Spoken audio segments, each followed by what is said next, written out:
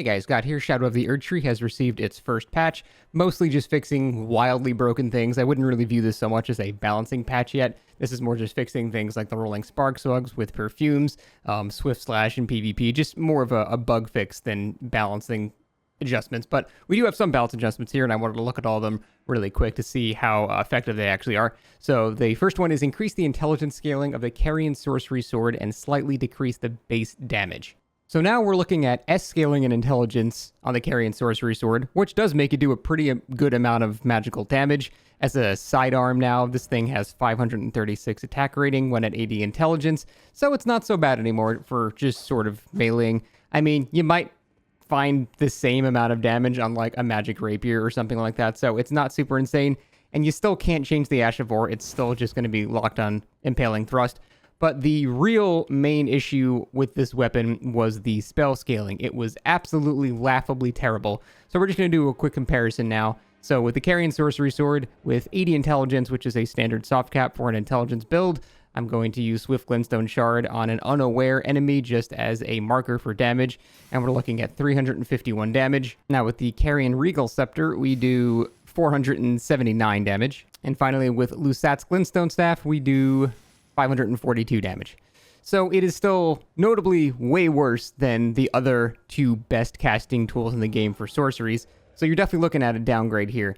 Now, still, the main argument that I have with this weapon for not being amazing is because it's tied to a thrusting sword, which just by itself is really not that great. Like, I feel like this would be better on a light grade sword or even just a straight sword or something else. But because it's on a thrusting sword, it's really, really hard to justify using this over just hitting people with Carian Slicer, considering they do very similar amount of poise damage. They're both very, very unlikely to stagger foes. It just seems like I would rather just be using Carian Slicer with a better casting tool. So my Carian Slicer here on an unaware enemy, it's 712 damage. On an aware enemy, it's still 859. Like, it's still going to be giving you way more damage just simply casting Carian Slicer. And yeah, I know this spell costs FP, and this is probably okay for a backup now. But other than really sort of forcing yourself to use it, I still don't really recommend doing this. Carian Slicer is going to have pretty much the exact same effect and just simply do more damage. So, still kind of hard to justify this thing.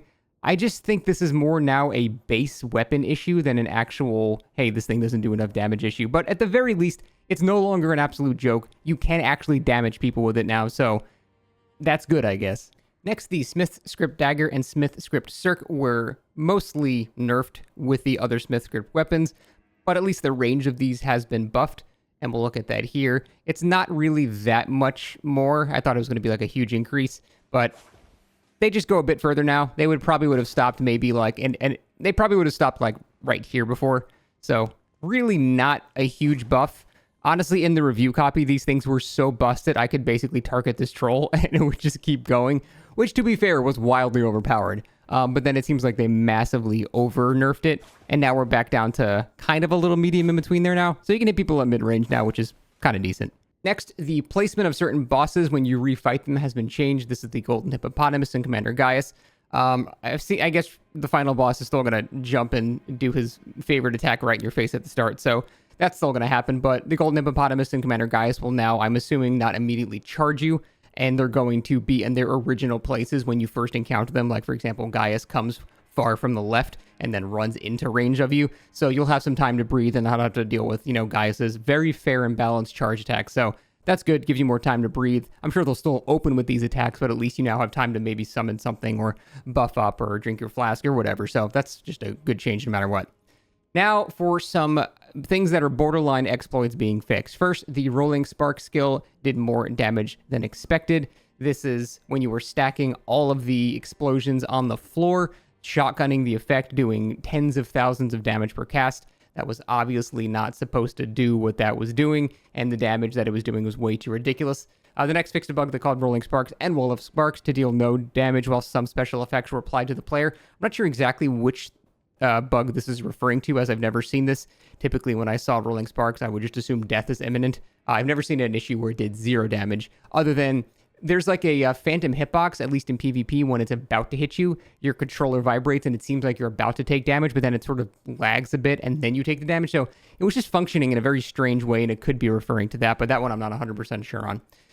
Fixed a bug where some special effects of a right-hand weapon would also be applied with the following weapon skills when cast in the left hand: Feeble Lord's Frenzy Flame and Discus Hurl. This is most notably to fix the Death Blight exploit, which seems to happen every single time they add new stuff to the game.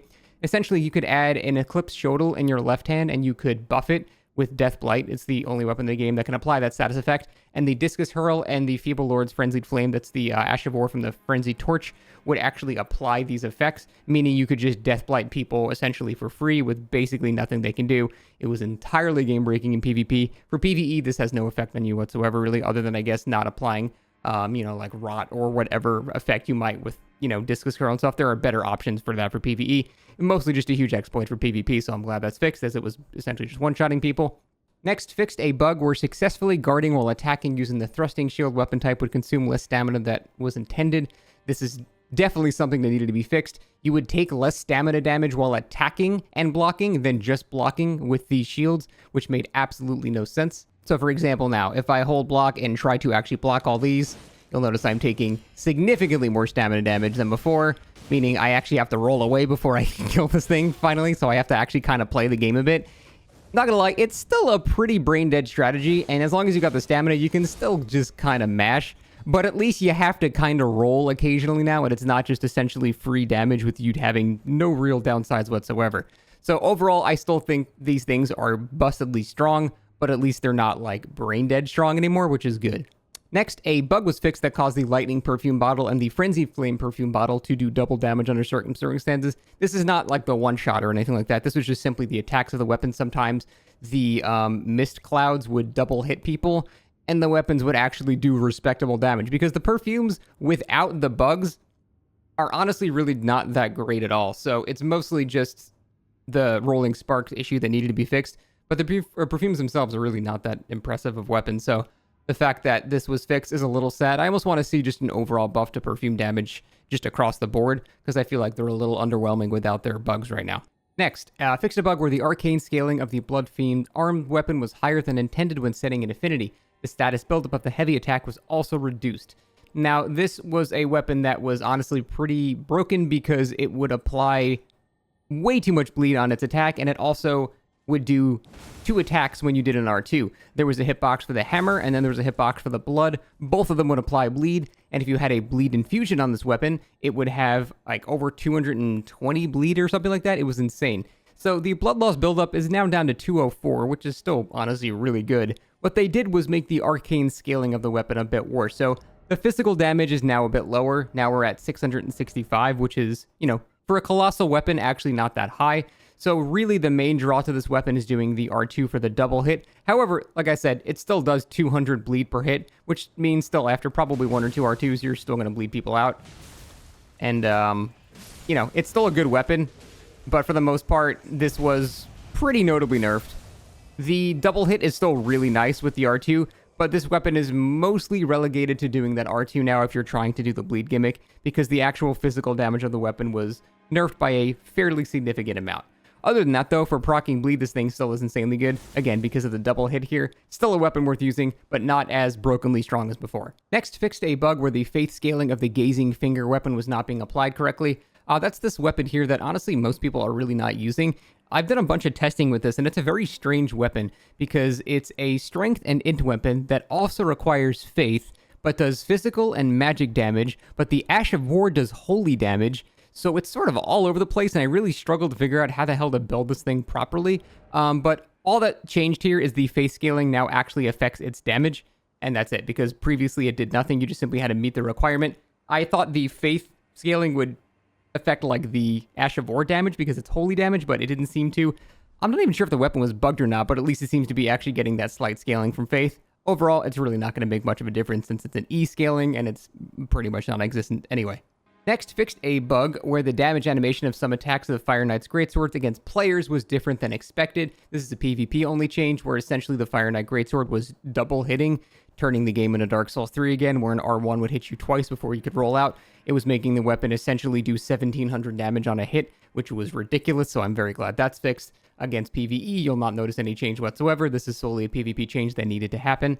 And the attack affinity of some Fire Knight Greatsword attacks were different than expected. This one I'm not sure at. It could be that some of their attacks are being counted as like thrusting or slashing or strike or something like that, but I'm not really sure exactly what that wording means. Bandai Namco's wording on these are usually extremely vague, but that could just be simply the wrong damage type was being applied. That's happened with a number of weapons before. Fixed a bug that caused some affinities for the falling weapons to be higher than intended. So these are all the Smith script weapons, and these were way stronger than they were supposed to be with Sacred and Flame Art infusions. Now, the reason is, normally when you have a Sacred or Flame Art infusion, the physical damage of the weapon gets chunked out quite a bit, and you gain a bunch of fire or holy damage, regardless of however it was before. So now, because these weapons had innate int and faith scaling by default, for some reason, faith and int were scaling these things. It was mostly faith with flame art and sacred. Were scaling the physical damage of the weapon while also adding the fire and holy damage to the weapon. So it was essentially getting way more damage than they were supposed to. Bottom line, I did a bunch of testing with like the Smith script Great Hammer, for example. I lost about 140 physical attack rating, and the elemental damage is the exact same. So it's basically just performing like the other flame art infusion and sacred infusion weapons now, which is how it was supposed to be. It was doing higher than intended damage, and now it's more aligned with the rest of the weapons. For example, I had 947 attack rating with my Smith script Great Hammer before the patch. Now I have 818, and that was all a physical damage loss. So, notable nerf for sure, but these things were definitely stronger than intended. So, I think that nerf probably kind of had to happen. Next, fixed a bug that caused enemies to heal when the maximum HP reduction gradual HP reduction effect applied by Black Knife Tish wore off. So, I didn't notice this because I didn't summon Tish, but I actually heard people reporting this. Apparently, Tish has a Black Flame effect that drains health, and this was causing the bosses to heal after it expired. So, that's hilarious. That's what you get for using Tish, you little shits. But no, that's apparently fixed. Fixed a bug that caused some NPCs to behave differently than expected under circumstances. I mean, I have no idea what the hell that means. Completely just vague Bandai shit. I have no idea. Fixed a bug where the unblockable bite attack of the Golden Hippopotamus boss would connect with players more easily than intended. This boss had a pretty janky Dark Souls 2-esque grab box, so that just means that was made a bit more lenient now. Fixed a bug that caused text to display differently than expected. That is possibly the most vague thing I've ever seen in my life. And then just some other performance things. Other than that, there's a couple of issues that are still ongoing in performance. People gave me shit for saying check if ray tracing was on before. Apparently that's a meme that people say to disregard legitimate complaints, but I was being serious because my ray tracing got turned on and it killed my performance. So they're saying this again, check if it got enabled because it's killing performance. I like how they admit their own ray tracing is garbage, but I guess they're just reminding you to do that. That is mostly the important changes in the patch though. So very, very broken things have been fixed. Couple of minor balance adjustments, nothing really too game-breaking. We still have a bunch of balance issues with the actual game. Most of the incantations are just laughably bad in terms of damage. There's still really, really bad weapons. Some Ashes of War are really pathetic. So this wasn't really a balance patch. This was more of a knee-jerk fix for a lot of very broken things. And I'm assuming we'll get a balance patch probably, a month down the line or something like that. I would always like these things to happen sooner, but they're never super fast with these things. But it's good we have something started here. So that's going to be it. Thanks for watching. We'll see you next time.